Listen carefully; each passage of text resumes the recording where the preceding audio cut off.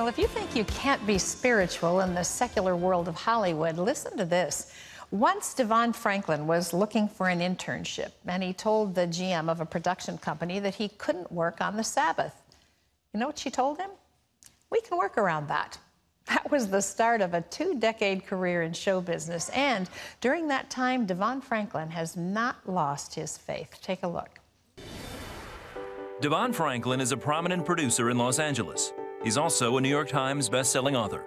DeVon knows that it's tough to be a Christian in Hollywood, but he believes our faith should not only thrive in the secular world, it should transform it. It's about tapping into who God has already created you to be and having enough faith to walk that out no matter what obstacles you face.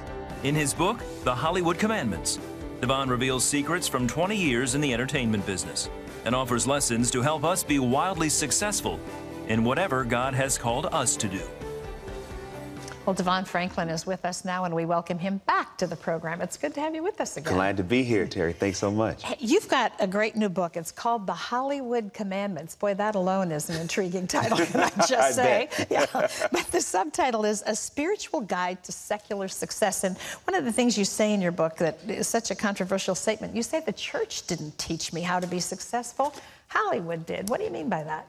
You know, I look at the story of Daniel, Shadrach, Meshach, and Abednego, and think about how they saw God in Babylon, and they saw what it took to be successful when they put their faith to work in the most secular environment on the planet at that time. And that's what I'm saying. When the church didn't teach me how to be successful, Hollywood did. I was raised as a Christian, but I didn't really know what it meant until I went to the most secular environment on the planet, Hollywood, and honored my faith. And that's where I saw God show up. And I learned not just showing the value of faith, but in secular environments, there's a lot that we can learn. The value of service, the value of being great, the value of excellence. And I think too often we as spiritual people think that there's nothing for us in secular environments. But I've learned that that is not true. I mean, we think we have to bow to something other than what we believe in order to get where we want to go. Completely. And this is why I wanted to write the book. The Hollywood Commandments is not for people in Hollywood. It's for everyone. Because I've learned for being in Hollywood for 20 years, the top 10 lessons that can make someone successful. And when Jesus said at the time, we're supposed to be salt and light. Salt does not change its form when it is on the thing it's supposed to transform. And so that is what I wanted to show, that as people of faith, we can be in the environment that God has called us to be, and we can transform the environment and not have the environment transform us. Maybe we're supposed to be in the environment that, that has the greatest need. That's what I'm saying. I'm like, as people of faith, we have to go wherever God has called us and not do it in fear, but do it in faith. And know that sometimes we will not see God operate on his fullest potential until we put him to work. And what better way to do that than in a secular environment? So talk about this for a little bit, though, because, you know, there have been many people over the years, lots of people that I know that have a desire to perform, or you're in the production end of things, and they go to Hollywood with the best of intentions, but in the end, they look more like Hollywood than Hollywood is looking at them as anything different. They've conformed. How have you managed to do all the things you've done and not fall into that trap? Matthew 6:33. Seek ye first the kingdom of heaven and all its righteousness, and all these things. Moment to moment, not even day to day. That's a moment to moment endeavor, And that has been my goal. I have never wanted Hollywood for Hollywood's sake. I wanted to be in Hollywood to make change. Hollywood is one of the most inspirational and influential mediums in the world. So as a person of faith, as a Christian, I wanted to be a part of this industry to bring hope, to bring faith, and to bring God to people. Some people may never go to a movie theater, but they may never go to the church, but they're going to go to a movie theater. They may never tune into a live stream of a service, but they're going to watch television. And so for me, you know, I just said, God, show me your way. And I believe that we have to know that faith is going to be the path. So anytime that I've been tempted, and my greatest temptation is not Hollywood. You can only be tempted by what you want.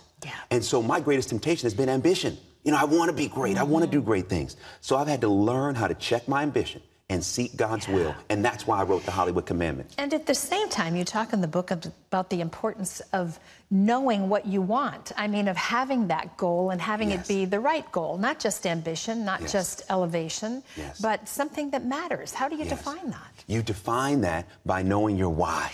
You know, what do you want to do and why do you want to do it? The why is yes, the key. yes. The why behind the...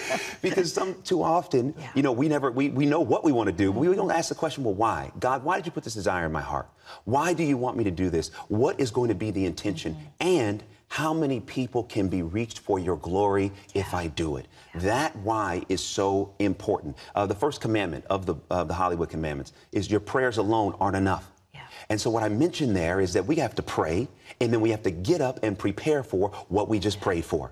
Why? Because we know that prayer works, and faith without works is dead. That means faith with works is alive. So when I put preparation behind my prayer, I become unstoppable. Well, that's really what Pat's been talking about in talking about the history of CBN as we've looked back on things today, that just praying is the first step, but then you got to take a step. You got to take a step. That's right. You can't pray and stay. You got to pray and go. And think about this. We're here, 56 years of CBN. But think about it. CBN had to go into the secular television environment with the gospel and look at what God has done.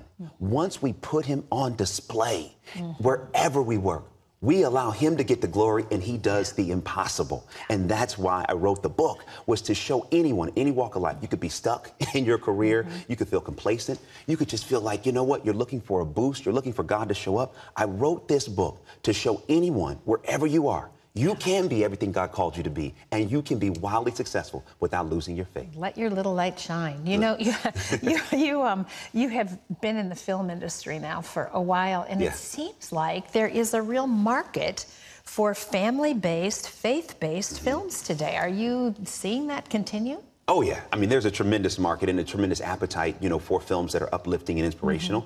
And what I can tell you is the films are getting higher quality, you know, bigger budgets, more support. And as a faith-based filmmaker and having been a part of some of the biggest faith-based films that Hollywood has ever seen, I can tell you that even though we're making strides, we still need the support of the audience. You know, I don't want Hollywood to have more faith in our films than we do. So I can convince a studio to spend millions of dollars on a film, but I also need the audience to come and say, yes, that's what we want. Every ticket is a vote for more of what you want. That's a good time to talk about your new movie. Yes. Great segue. Yes, my new movie, The Star. It's an animated film. It's the first animated faith-based film since The Prince of Egypt. Wow. And it is the story of the nativity, but from the animal's point of view. And it is incredible. Bo the donkey is the lead character, and he's the donkey that Mary and Joseph ride to the manger. And we have an incredible cast from everyone from Tyler Perry to Oprah Winfrey to Tracy Morgan to Kristen Chenoweth to Gina Rodriguez to Kelly Clarkson, I mean, Patricia Heaton, Delilah. We have everyone that came aboard to make this movie what it is. I want to mention that The Star opens in theaters on November the 17th, so star your calendar. You can find out more by going to cbn.com. And if you'd like more of DeVon's story, get the book. It's not just his story, it's wisdom. It's called The Hollywood Commandments, and it's in stores nationwide. It's a great read. It'll help you with your own goals. God bless you. It's always wonderful to see you. Good to see you.